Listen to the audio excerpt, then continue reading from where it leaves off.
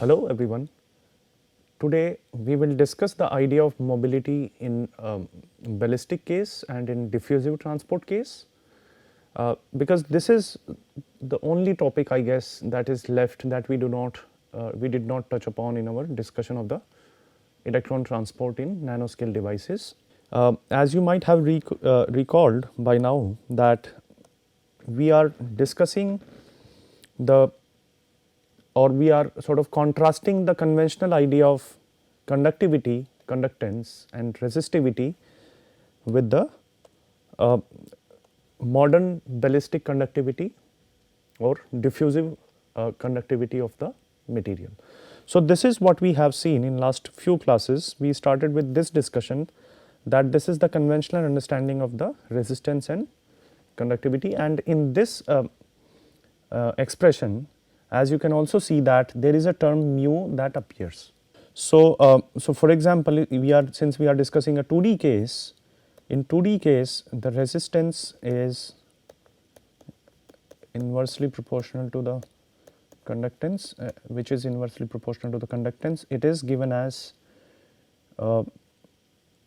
resistance is given as 1 by ns q mu n times L by W, where ns is the sheet carrier density, number of electrons per unit area, q is the electron charge, mu n is the mobility. So, this idea we have not sort of encountered as yet, although we do not need it in our treatment of ballistic transport or a more general kind of transport. We do not need the idea of mobility, but if we want to compare the conventional understanding of transport with the formalism that we are developing, and that essentially can be attributed to Landauer and later on to Supriya Datta and Mark Lundstrom. So, in that formalism, if we try to see what mobility of the electrons or charge carriers will mean, then we need to compare the expression,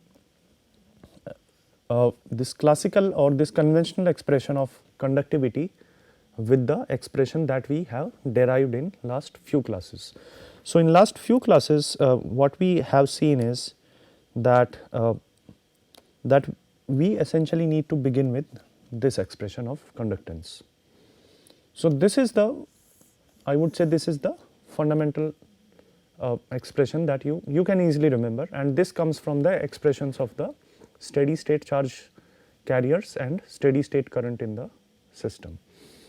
So, this is the expression to begin with in any case actually, whatever be the, if we encounter a new material, we always need to begin with this expression, and for this we need to find out the fundamental characteristics of the new material, like the number of modes and the transmission coefficient, and which comes this transmission coefficient comes from the scattering of electrons in that material, and the Fermi window, which essentially comes from the contacts, it comes by virtue of the contacts. Okay. So, just to sort of quickly review, this is how it looks like: T E M E times minus del F by del E into d E. Okay.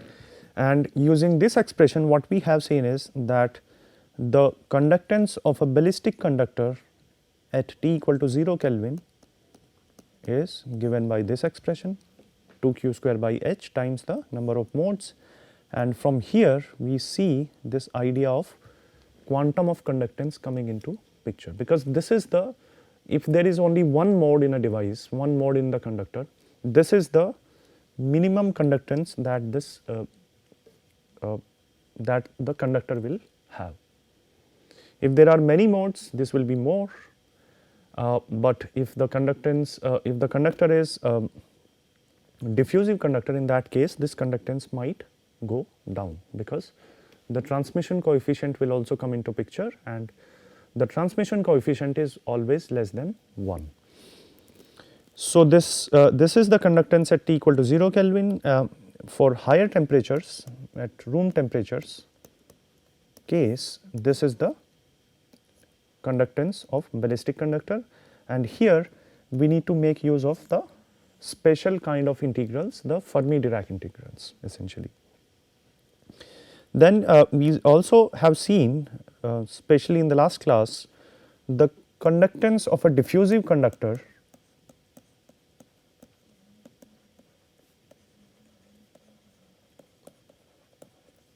is given by this formula at T equal to 0 Kelvin, and this can be related to the conductance of a ballistic conductor. Here this new term lambda EF by L appears in the expression, and at normal temperatures, at room temperature, this will be the conductance of the diffusive conductor, conductance of a 2D diffusive conductor. And in addition to this ballistic conductance, this has this new term, and this new term is a special kind of average of mean free path, and this is essentially given by lambda E times m2 dE minus del F by del E dE divided by m2 dE minus del F by del E integrated over dE. Okay. So, this is in a way the average mean free path of electrons in the modes in the Fermi level, in the Fermi window, modes in the Fermi window, and this is the case at room temperature. This is true at 0 Kelvin. Okay. So, this is what we have seen, and so we are now know what is the conductance. In our previous discussions we have seen how do we define the conductivity as well, the resistivity from this general model of transport, but this idea of mobility we have not encountered yet, and that is what we will briefly discuss in this code in this lecture. So, so as always the equation to begin with is this equation. This is the equation of the conductance. So, we need to always begin with this 2q square by h Te me minus del F by del E times dE. And just to sort of remind you that this term minus del F by del E, this ensures that only electrons near the Fermi level contribute to the current flow in our treatment, in the case of our treatment. And generally for non-degenerate conductors, the electrons in the Fermi window are the in non-degenerate semiconductor, they are almost all the electrons, all the conducting electrons available in the material. So, it essentially is the almost all available electrons for conduction in the non-degenerate conductors. But in the case of degenerate conductors, when we have extremely high doping, in those cases there might be a lot of conducting electrons even outside of the Fermi window. So, if we have this bottom this top of the valence band is V, bottom of the conduction band, generally in non-degenerate conductors we have electrons only up to these levels, very close to the bottom of the conduction band. But in the case of degenerate conductors, the electrons are occupied even at, or electrons are available even at higher energy values. So, in that case the electrons in the Fermi window, which is essentially, which will be this window, if this is the Fermi level, this will not account for the all conducting electrons in the case of degenerate semiconductor. But generally in the case of non-degenerate semiconductors, which is true, which is actually true in most of the cases, our treatment or this even this Fermi window actually accounts for almost all the conducting electrons available in the semiconductor. So, so just to sort of, if we want to see how the mobility looks like in terms of our treatment, we need to compare this expression of the conductance to the conventional expression, and this is what it is. Just recall that conventionally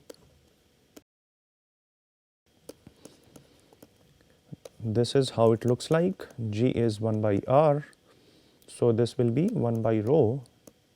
Sorry, in the case of 2D materials, instead of area we have the width here. So instead of A we have W.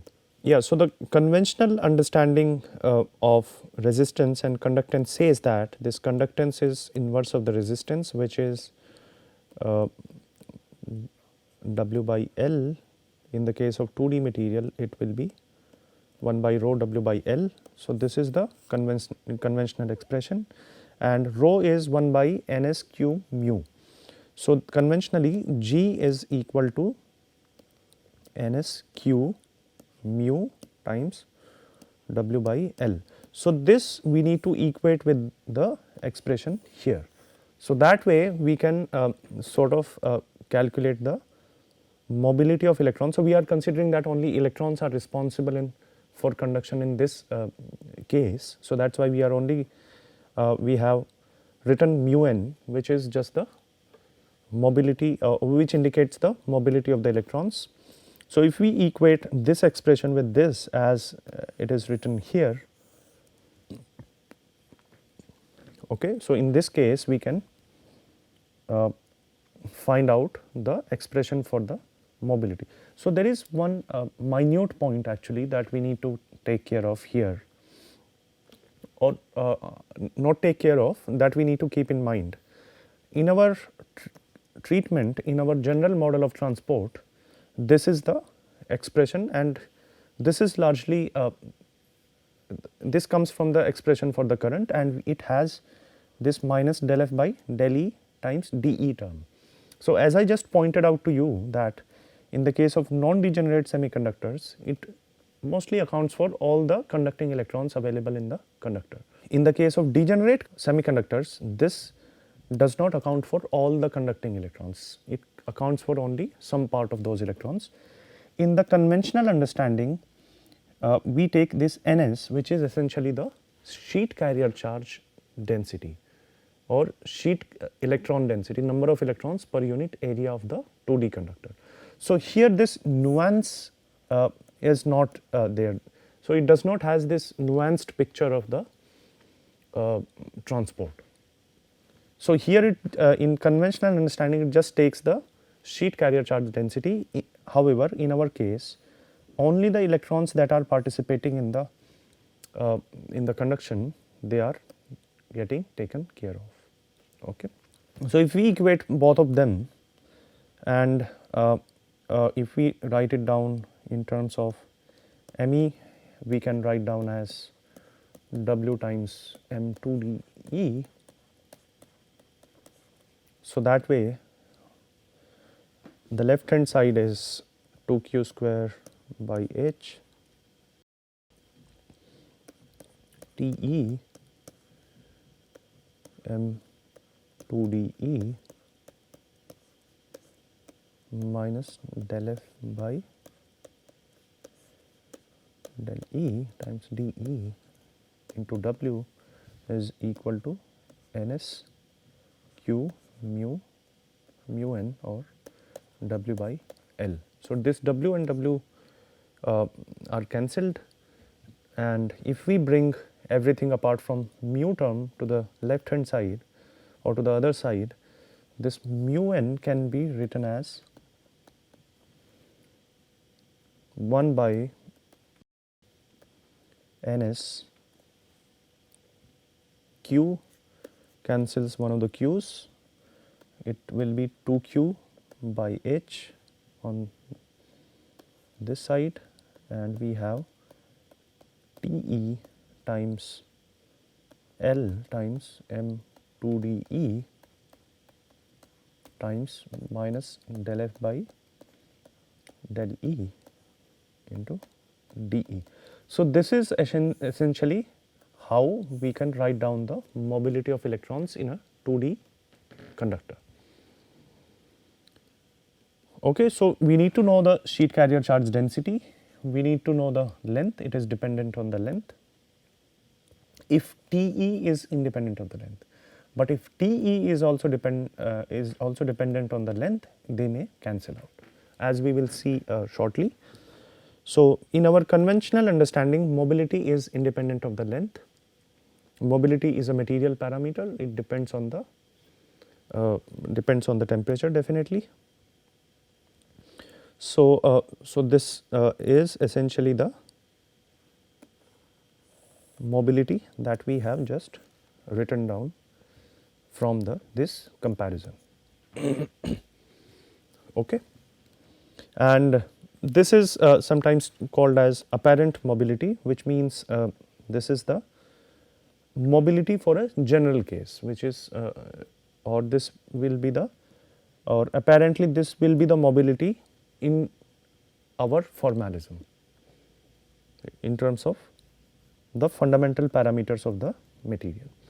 And if we recall the mobility from Drootz's formulation, the mobility is given by q times tau by m star, and please remember this tau is not the energy, is not the transit time, this is the time, average time between two collisions, or this is also known as the mean free time of the electrons, and m star is the effective mass of the electron. In this case, however, things are different as expected. So, in ballistic case, so this becomes the starting point for calculating the mobility of charge carriers in a material. Mobility or the apparent mobility is given as 2q by nsh integration of over Te L m2 dE into minus del F by del E into dE. So, in ballistic case, we need to replace Te by 1, and in that case the ballistic mobility will be 2q by ns times h, L will also come out, m2 dE minus del F by del E dE, or this can be simply written as 2q by ns times h. This can be written as the average of modes in the Fermi window times L. So, the ballistic mobility apparently from our formulation is directly proportional to the length of the conductor, which is actually not the case if we look into the Drootz's formalism, in which case it is given as it is directly proportional to the tau and inversely proportional to m star. Okay. So, this nuance is not taken care of by the Drootz's or conventional formalism of the transport. If we look at the diffusive case, in the diffusive case or when the bulk conductor is there, this transmission coefficient is given as Te is equal to lambda E by L. Okay. This is the case when purely diffusive transport is there. In that case, the transmission coefficient is written as lambda E by L, and the mobility from this expression, if we start with this expression, the diffusive mobility or mobility in the case of diffusive transport will be 1 by ns times 2q by h integral over, let us replace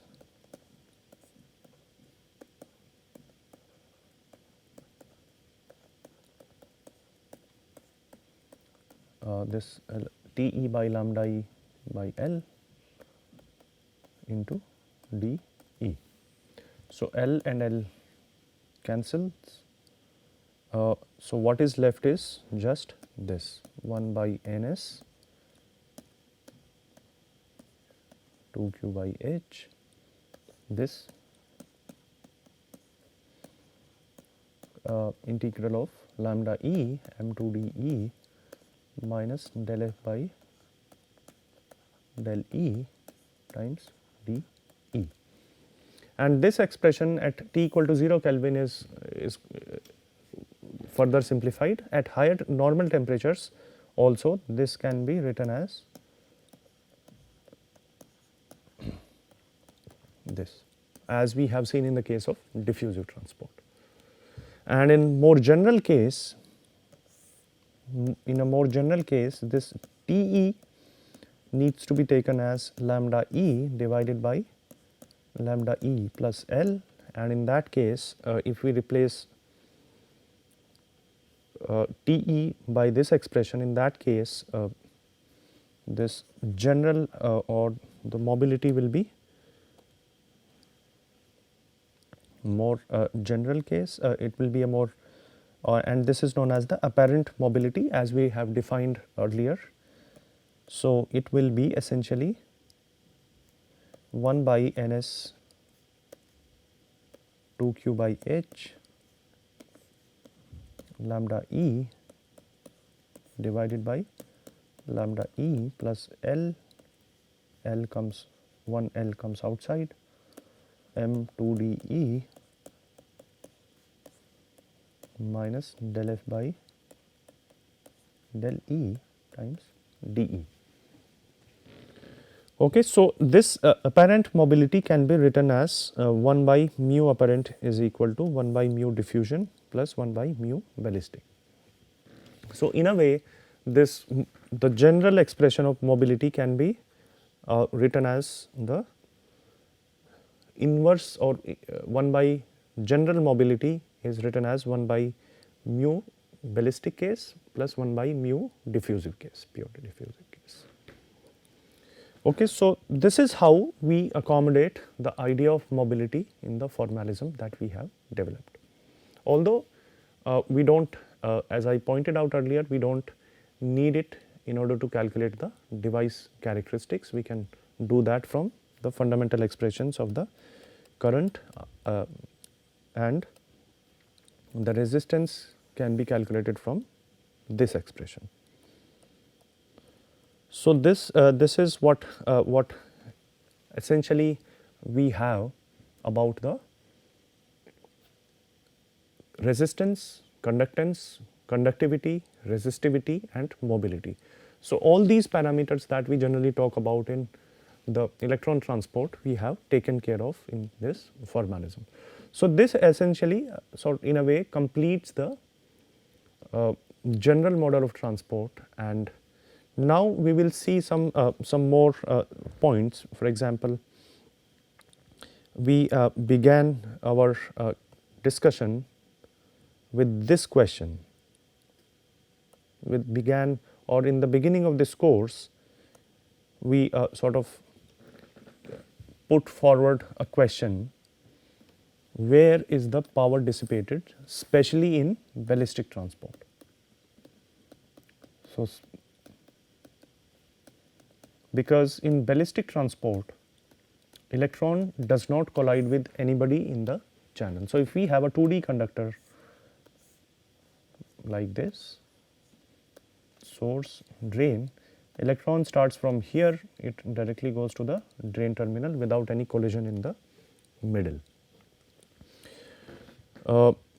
So, in such situation, where is the power dissipated? Because the conventional understanding of the dissipated power says that electrons collide with atoms, or electrons undergo scattering, and during the collision electrons transfer their energy to the lattice, and that is how the electron energy is dissipated in the system, and that is how the heat is generated, that is how the power is dissipated in the device. That is the conventional understanding of power dissipation, and the power dissipation according to the conventional expression is given as V square by R, where V is the applied voltage, R is the resistance of the material, or I square times R. But now in ballistic case there is no scattering in the channel, and as we will see, as we will realize that even now the power dissipated is V square by R, and this is not dissipated in the channel, it is dissipated in the contacts. And in order to understand this, if we have a 2D device or a small channel between the source and drain contacts, and if we have also applied a battery across the device, let us say the voltage of the battery is this, this is how the Fermi level configuration of the device will look like. Okay. So, to sort of have a better understanding of this phenomena, the phenomena of power dissipation, if this is the channel, this is source, this is drain, we have applied a voltage on the drain side. So, the Fermi level on the source side is up, the Fermi level on the drain side is a bit down. This is the drain terminal, this is the source terminal. Okay. And in ballistic transport case, the electron here they go directly.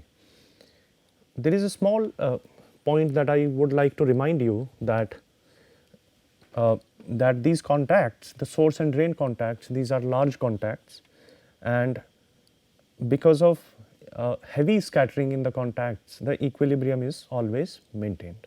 So, because of the scattering in the contacts, the equilibrium is maintained in the source and drain regions. This is the source Fermi level EFS, let us say, and this is the drain Fermi level. And generally the way things happen is that the source terminal tries to fill all the states in the channel up to the source Fermi level. It tries to bring the channel in equilibrium with the source Fermi function.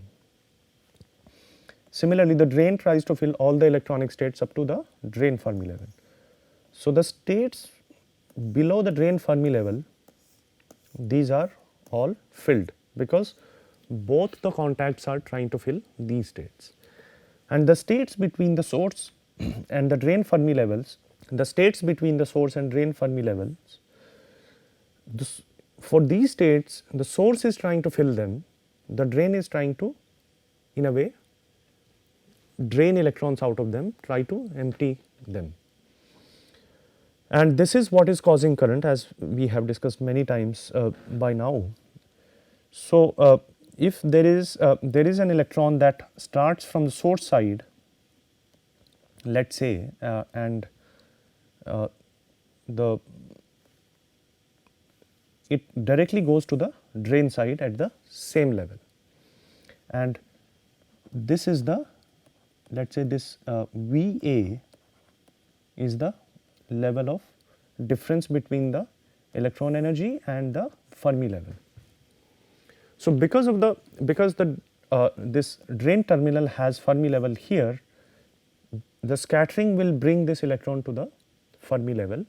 So, this electron will lose energy, this Q times VA energy in the drain contact.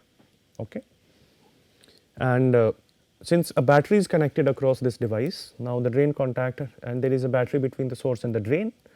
So, battery will supply this electron to the source side, and the battery will supply the electron at the energy of the source Fermi level, at this energy. And because of this electron, now going to the drain side, there is a vacancy at this point. At this point there is a vacant state in the source terminal, and the battery is continuously supplying electrons to the at this level.